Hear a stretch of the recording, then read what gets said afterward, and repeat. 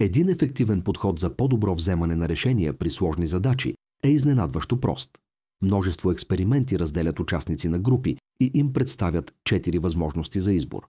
Например, различни автомобили, всеки с множество параметри като цена, консумация на гориво и комфорт.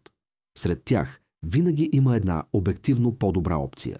В първото условие участниците трябва да направят избор веднага след като им бъде представена информацията.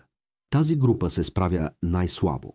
Втората група анализира рационално опциите и постига умерени резултати.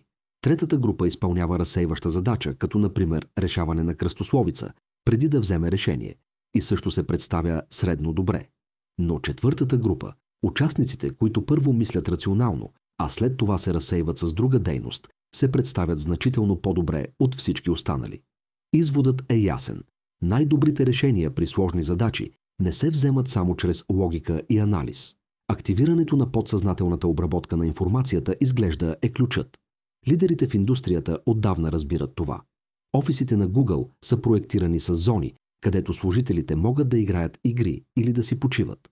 Те не са единствените. Компании като Skype, SoundCloud, Facebook и Spotify имат подобни работни среди.